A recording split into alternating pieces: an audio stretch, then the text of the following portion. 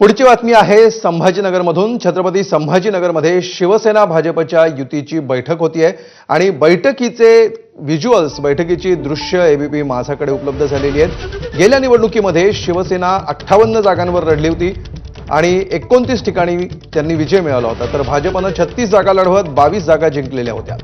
शिवसेनेला आता भाजपपेक्षा अधिक जागा हव्या आहेत आणि मागच्या परफॉर्मन्सच्या आधारावर या जागा मागण्याचा शिवसेनेचा प्रयत्न सध्या दिसतो आहे।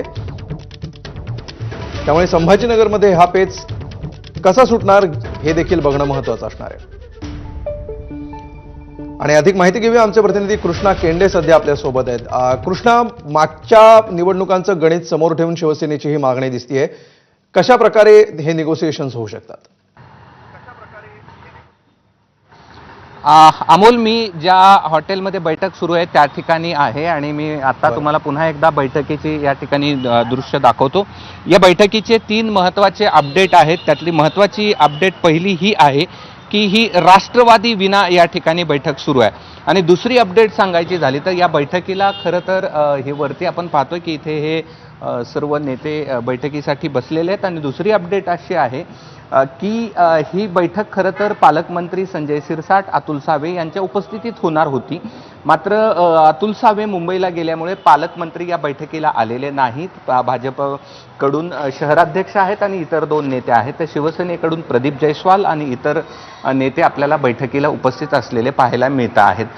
खरं तर या बैठकीमध्ये आणखी जर सांगायचं झालं तर ही पहिली बैठक आहे आणि गत निवडणुकीमध्ये 58 जागा शिवसेनेला लढवलेल्या होत्या, त्यात 27 जागांवरती यश मिळालं। त्यात 8 आणखी 7 आमदार त्यांच्याशी 7 नगरसेवक त्यांच्याशी जोडले गेले।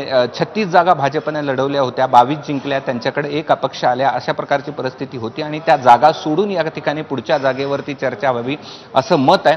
शिवाय संजय शिरसाटांनी देखील स्पष्ट केलेलं होतं की ज्या काही जागा आहेत त्या अधिक जागा या ठिकाणी शिवसेनेला हव्यात, कारण की शिवसेनेचे अधिक नगरसेवक या ठिकाणी आहेत। त्यामुळे बैठक तर पहिली सुरू आहे, त्यात नेमकी कुठली चर्चा होते, काही तोडगा पहिल्या बैठकीत निघणं तर तसं अशक्य दिसतंय, कारण की दोघांकडनं देखील निवडणूक लढणाऱ्या इच्छुकांची संख्या अधिक आहे।